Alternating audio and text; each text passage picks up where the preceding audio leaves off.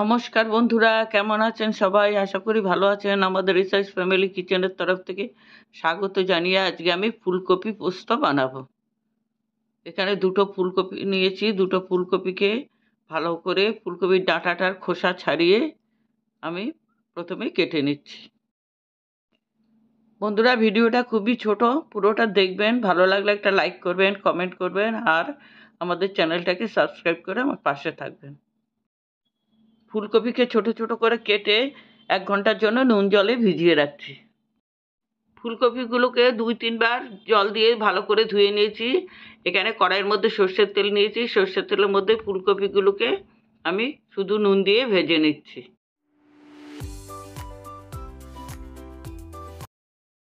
ফুলকপিগুলোকে ঢেকে ঢেকে আমি ভেজে নিচ্ছি। এদিকে আমি গরম জলে 3 বড় চামচ পোস্ত নিয়েছি, ভিজিয়ে রেখেছি, আর দিয়ে দিলাম 5টা কাঁচা লঙ্কা। এবার আমি ভালো করে বেটে নিচ্ছি। ফুলকপির তো অনেক রকম রেসিপি খাওয়া হয়, কিন্তু আজকে আমি বানাচ্ছি একদম নিরামিষ ফুলকপি পোস্ত। আমার ফুলকপিটা লাল লাল করে ভাজা হয়ে গেছে, আমি উঠিয়ে নিচ্ছি।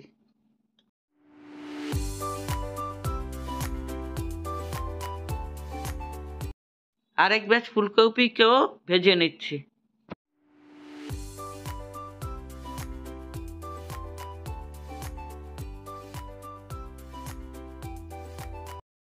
ফুলকপি পুরো ভাজা হয়ে গেছে, উঠিয়ে নিচ্ছি।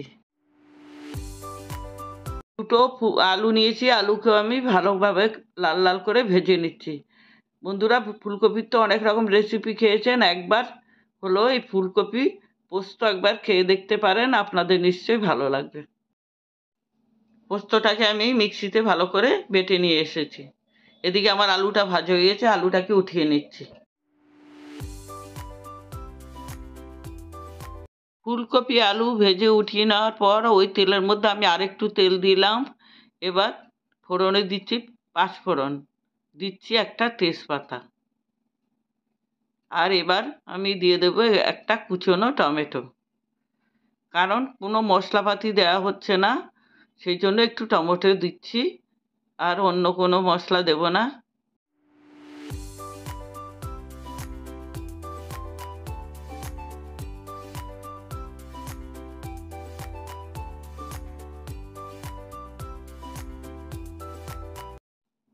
টমেটোটাকে আমি খুব বেশি ভাজলাম না, একটুখানি ভেজে নিয়ে আমি পোস্ত বাটাটা দিয়ে দিলাম। এবার পোস্ত বাটাটা দিয়ে টমেটো আর পোস্ত বাটাটাকে ভালো করে কষিয়ে নিচ্ছি। অনেকে পোস্ত বাটা বেশি কষানো পছন্দ করে না, কিন্তু আমি একটু পোস্ত বাটাটাকে বেশি কষাতেই ভালোবাসি। 1 চামচ নুন দেওয়ার পর আমি মিক্সিটাকে ধুয়ে জলটা দিয়ে দিলাম। জলটা দিয়ে এবার আবার একটু ভালো করে কষিয়ে নিচ্ছি। এবার দিয়ে দিচ্ছি 1 চামচ চিনি, আবার একটু ভালো করে কষিয়ে নিচ্ছি।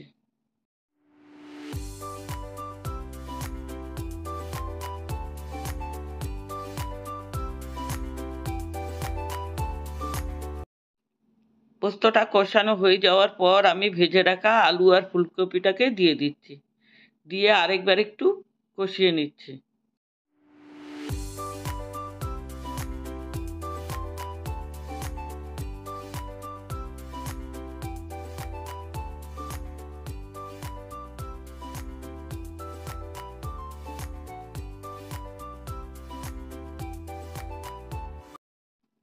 ফুলকপিটা কষানো হয়ে যাওয়ার পর আমি 1 কাপের মতো জল দিয়ে দিলাম।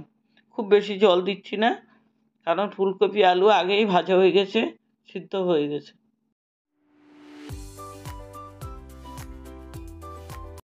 এবার আমি 4-5 মিনিটের জন্য একটু ঢেকে দিচ্ছি। এবার ঢাকা উঠিয়ে নিচ্ছি। 5 মিনিট বাদে আমার রান্নাটা পুরোপুরি হয়ে গেছে। এবার আমি সার্ভ করে নিচ্ছি। আপনারা এই রেসিপিটা একবার বানিয়ে খেয়ে দেখবেন, তারপর আমাকে কমেন্ট করবেন। আজ তবে এখানে রাখছি, ফিরে আসবো অন্য কোনো নতুন রেসিপি নিয়ে। ধন্যবাদ।